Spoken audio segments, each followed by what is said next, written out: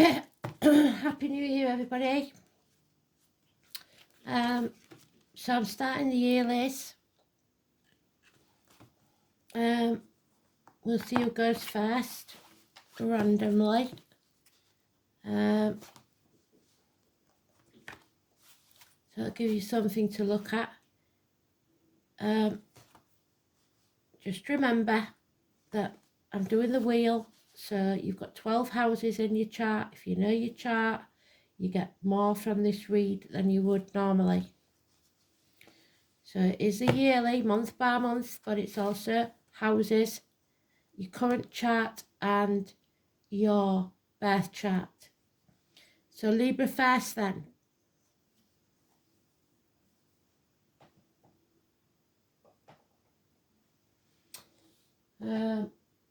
Let's have a look. We'll have them and we'll have them.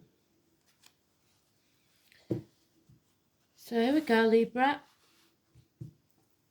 What do you need to know for the year of 2025?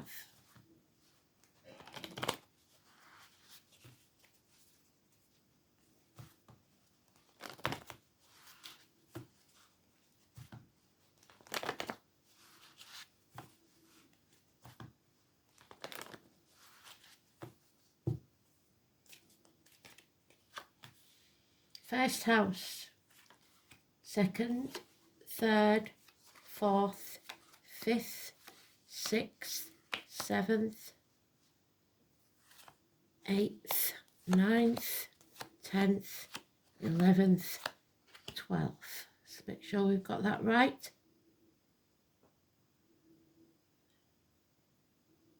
Yeah.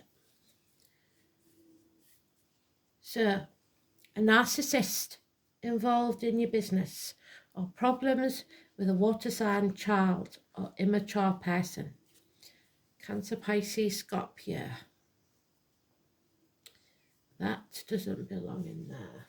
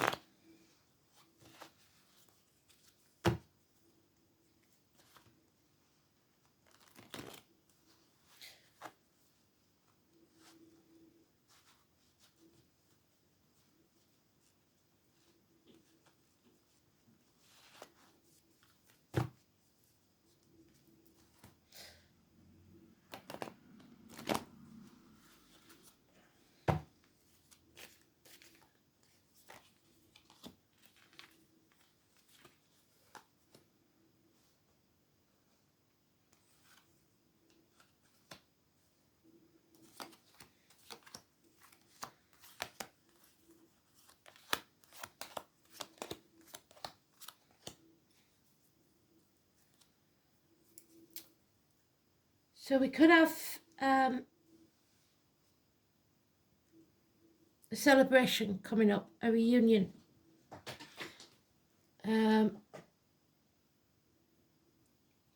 see if we can pick a rune. Let's see, we'll go for the rune.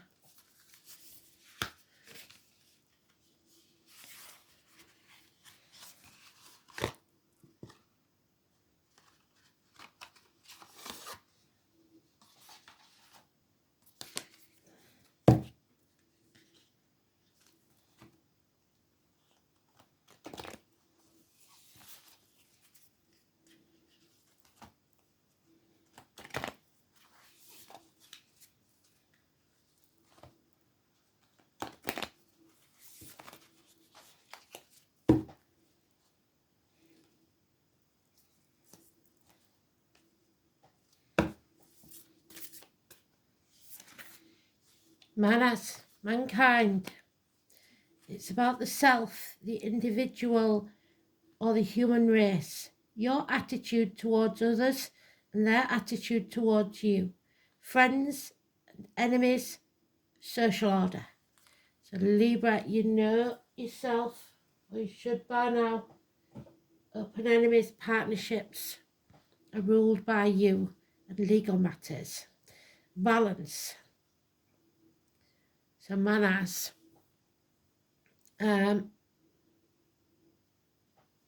We will have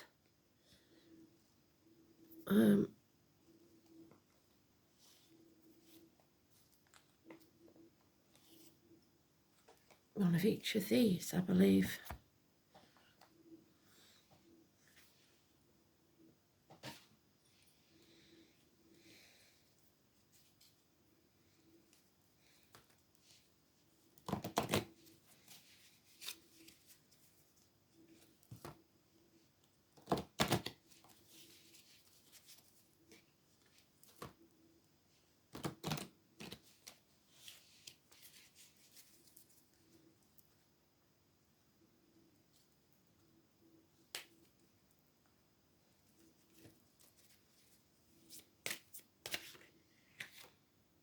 Oh, broken promises.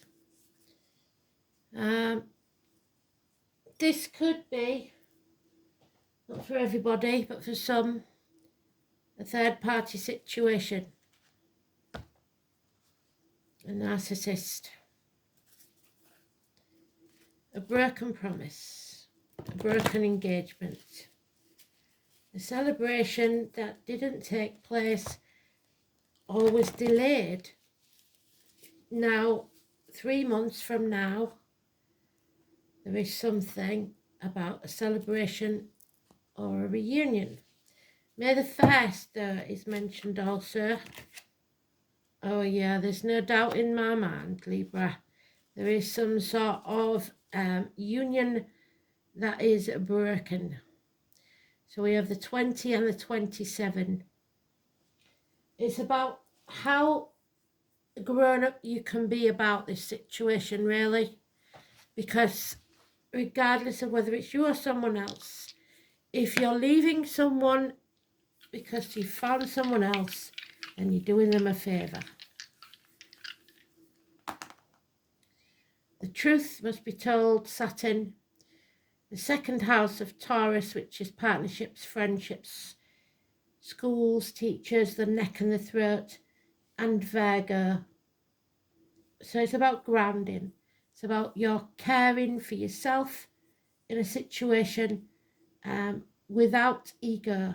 So not being so narcissistic that you believe that you are perfect and others are not. So let's see, excuse me, where this leads us. January then. Stubbornness. Refusing to budge. Hell will freeze over before someone apologises. A large sum of money. 10 years. Someone in uniform. Terrorism, explosions, agriculture. The push me, pull me. Something is coming to an end. Your stability, your security ends. 10 years. Those in uniform, those of a darker complexion could be involved somewhere. Finances and career come to a standstill in January. A standoff, more like. Oh, there we have the reunion again. So February. You have a decision to make. The definition of insanity is doing the same thing and expecting a different outcome. You've come to the crossroads. There may be a sting in the tail. We have beach properties, children, perhaps holidays somewhere near the beach. Maybe you need to take time away to the beach. Maybe you're reuniting with someone at the beach. But that's 6 months, they're saying. Children are important. People from your past memories, nostalgia, looking back on the past to when things were better. So far, no major arcanas, so these could be minor events, but this crossroads means that you're going to have to take the path you don't want to take.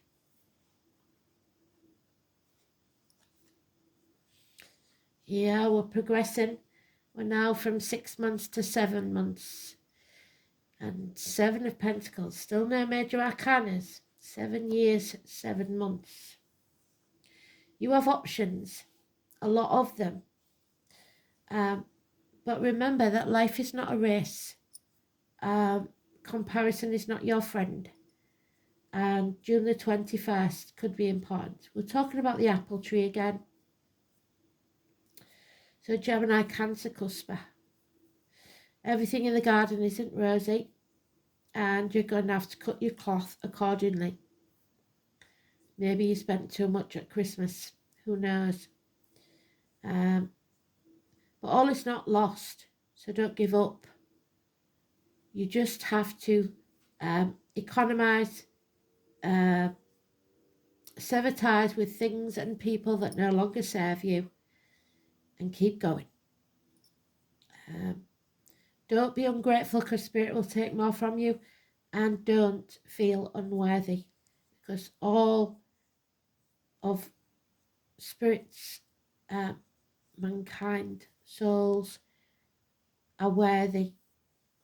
It's not what you did in the past, it's what you do from today.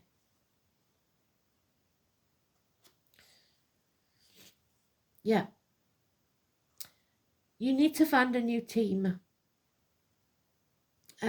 Some of you will have graduated or passed some exam.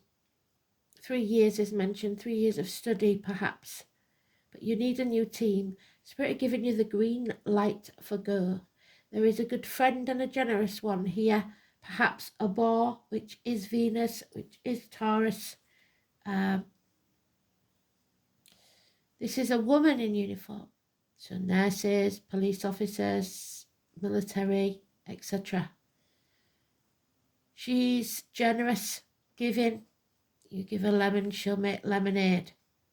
She is happy in like a pig in mud. Financial improvements, so it won't last long, comes in April. So January, February, March, April. First house, second house, third house, fourth.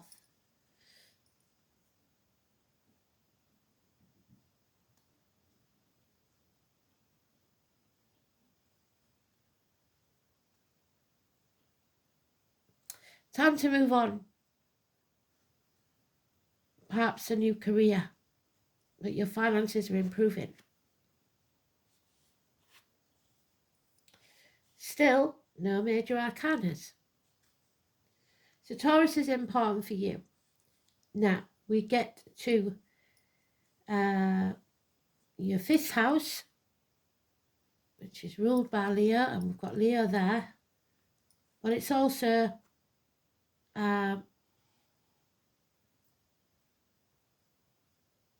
January, February, March, April, May.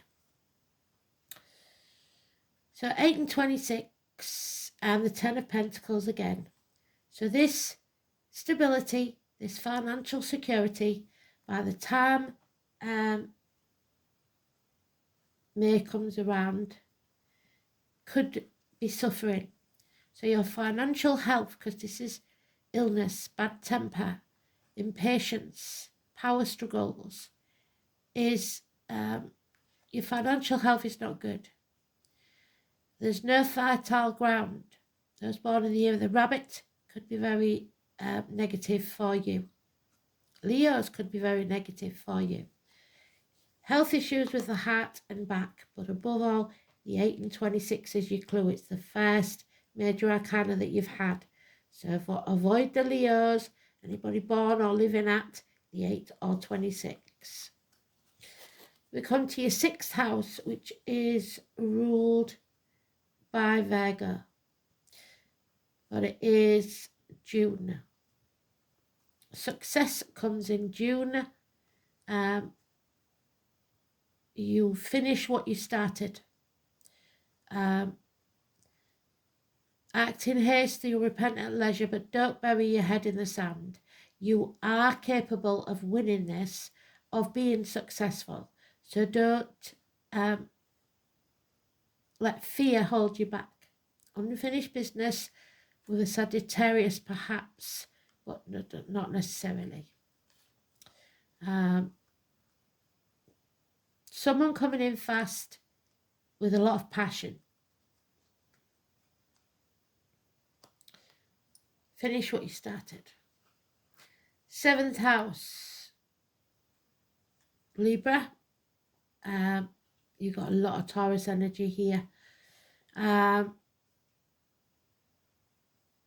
July then. The Mother and the skunk. Something smells, something stinks. They do not have the moral high ground. Taurus. Failed pregnancies, broken promises, broken contracts, arguments with a woman, mothers, mother-in-laws, mothers of your children, somebody lying. Agriculture again, an issue. Lack of abundance. Nothing can grow in barren lands. This is not going to work out for someone, depending if you've got a lot of Taurus in your chart. Something stinks and you know it, and it's going to cause an argument. 3 and 30. It's also the military again, agriculture, so we've got it more than once. May the 31st, November the 11th, and Memorial Day. So it may be the memorial for your mother for all I know, but the 3 and 30 are negative. So that could be the 3rd of July or the 30th. It could be a door number. It could be a birthday. On any month on those dates. Then we have the 8th house, ruled by Scorpio. Finances, shared resources, reproductive organs. This sting in the tail, I think. It's also your 8th house. It's also August. A lack of passion, a lack of action, depression, feeling drained, home and family life suffering, an older gentleman who is uncaring, unfeeling, unloving. Cancer energy, so 21st of June to the 21st of July. Drinker, somebody who drinks, an alcoholic or drugs, somebody who's self-medicating to get themselves through this. 9th house, Sagittarius. Oh, the very unexpected shock. Fire and flood, a blessing in disguise in September. The tower must fall. Don't leave your straighteners on, check your electrics. Those born on the 16th, living at the number 16, Neptune in Pisces, and there we have Pisces. Love enters the building. And it's a shock. The love of something or someone. An offer. It's not of commitment, but it is an offer. And it's a shocking one. But it's a brilliant one. It will rock your world. 16, first positive you've had. 10th house. Capricorn.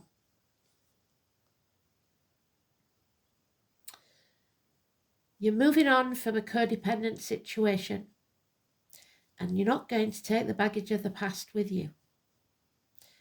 This is in October.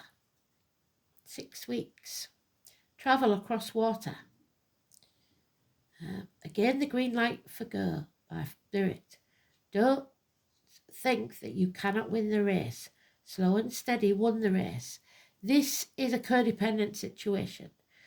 Someone is dependent on you or you on them, and you need to move on from it. 9 years. It's time to stand on your own 2 feet and for others to do so as well. Aquarius.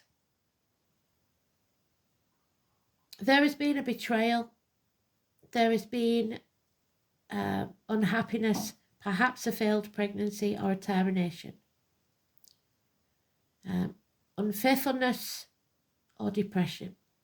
You have the moral high ground, so do not give in. Fill your own cup. Don't wait for others to fill it for you.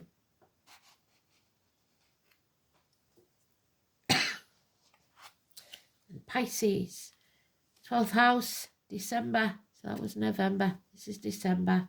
Still, that codependent situation. You need some peace of mind.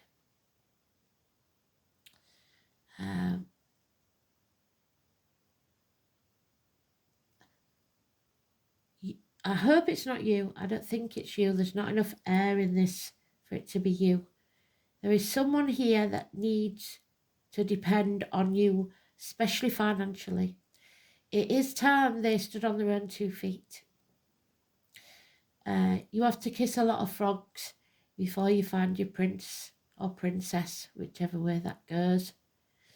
You need a day off. You need time away to make a decision in December. You can't live with that weight on you all the time. Peace after a battle, a time to retreat and transform your energy because of that toad, because tadpoles become toads. So your animal totems therefore are the toad, the skunk,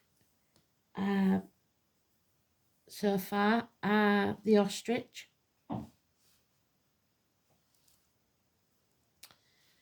beavering away. Someone is beavering away, but we have got the sacred union broken, promises broken. It doesn't have to be romantic. It can be with anyone. The 27 is negative, and we've got manners. So remember to be yourself. Be individual. Don't dim your light for others, but also be compassionate. Even if someone wrongs you, I would say, because they're doing you a favour, like I said at the beginning. You've got that blessing in disguise. Other people's attitudes towards you, friends and enemies, and the social order.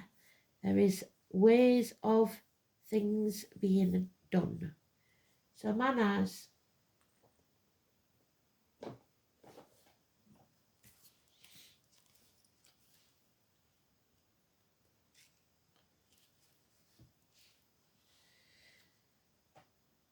This relates directly to you, your status and the way that others tend to perceive you.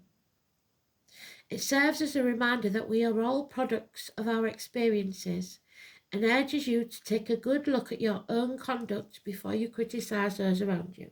Like I say, make sure you've got the moral high ground.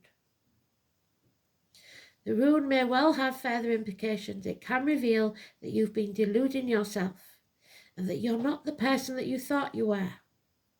So when this rune is prominent in your reading, it's time to reassess and reevaluate, which is your 7 of Pentacles.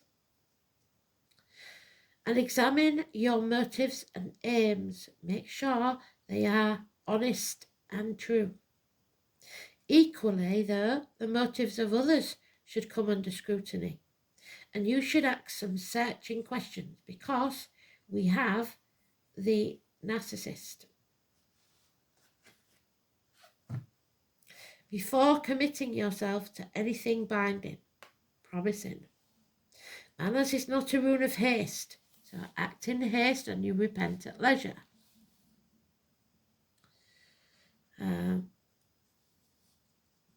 So if important decisions, that crossroad, are to be made, manners appears in a reading, take your time. Consult a trusted advisor who has no personal interest in your situation and wait to see what develops. Legal affairs and far-reaching decisions are likely when this rune is drawn, but there is no reason to panic. If you slow down and look within yourself, it is likely that you will find the right solution. And they always say that romantically, 3 months, wait, career-wise, 3 days. Sleep on it. You must be aware that someone close to you bears you ill will. There is an enemy, but this is not always so. For instance, some rune readers suggest that it can denote male homosexuality, and that can't be changed. Or the nervousness and lack of courage that resulted from a life blighted by an overly strict father or a harsh authority figure. And I would say actually it's the mother.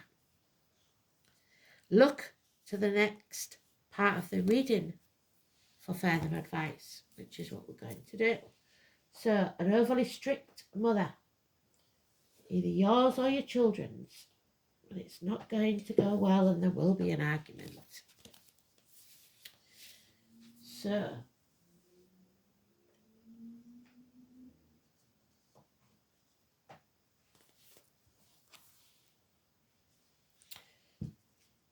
second house then, Taurus, it's about your integrity, your truth, standing in it, your upbringing, the way you was taught to believe things, your religion, Catholics, Simon, Peter, the keys, teachers and schools, but most of all, marriages and friendships.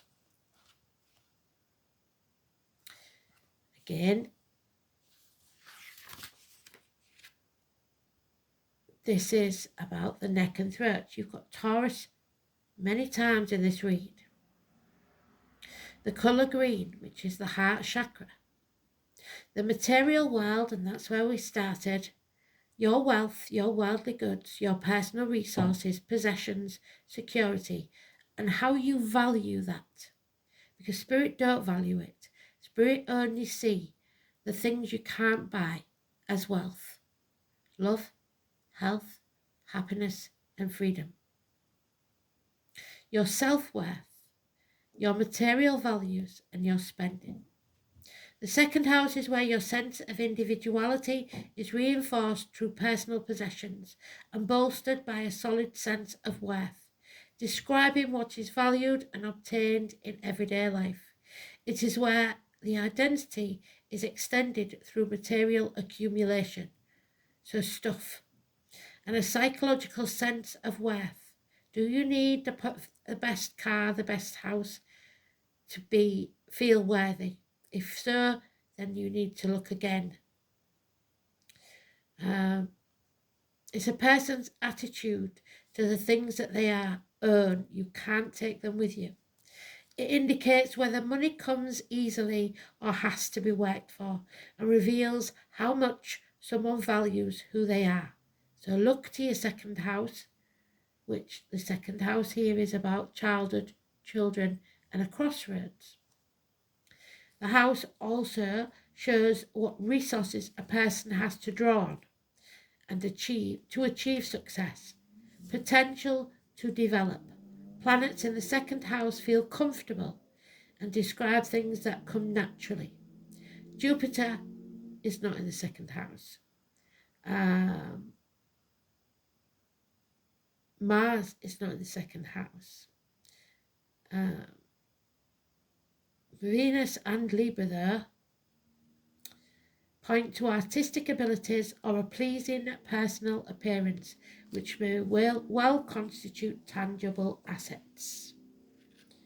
So modelling for some maybe, which would possibly make them a bit narcissistic. So Saturn in Virgo then. What do they want you to know? This placement is extremely methodical, highly conscientious and hard-working, but it is also pedantic and critical, and failure is their biggest fear. And I think that's what you're worried about. Either you or someone else fears failure. So,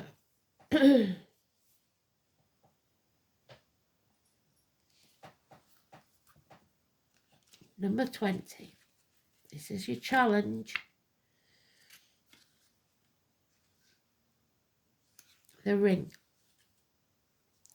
This ring must be given in love. It says, my heart is yours and is in your hands. In Wicca, a ring is also worn as a token of spiritual vows, used in magical and ritual work, or as a reminder of personal power. Whatever other purpose this ring has, it is a symbol of commitment, and this is non-committal. There's no commitment. There is love, but no commitment. It's an unbroken circle of trust. The trust has been lost. Promises will be broken if they are made hastily. So don't let people push you into making a decision you don't want to make. Proceed with caution. Take your time to be sure of your commitments and keep your relationships strong. It's about your honour, your integrity, your vows, and your trustworthiness. Are you worthy of trust? And are you honouring your promises? Or vice versa, is someone doing that to you? Make sure that you're certain before committing. 27.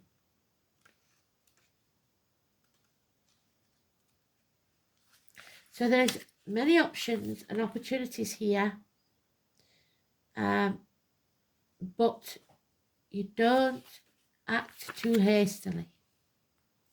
The 90-day rule, keep it at arm's length for 90 days and then make a decision. As a challenger, this warns you to be careful of who you associate with. You may be entering into a situation that will cause more aggravation and drama than you can handle. Be mindful as well of addicted tendencies. There you go, addictions. Especially when you're making partnership commitments. Are you choosing from an obsessive need to distract yourself from moving forward in life? So do you self-sabotage all your relationships because you don't want to grow up or you don't want that commitment? Are you ignoring the red flags in order to change the course of events to suit you? Could it be possible that you're the recipient of mixed messages? So it could be somebody doing it to you. This is a time to put some distance between you and your query. More will be revealed and it will be a shock, but then you'll be able to make the correct choice that will support your soul's growth, because you're not growing because nothing can grow in barren lands. So there we go. Bit of a deep one to start with, but start as we mean to go on. We've always stuck to the truth. So Happy New Year, and I should be beginning again the first week in January. Thanks for listening.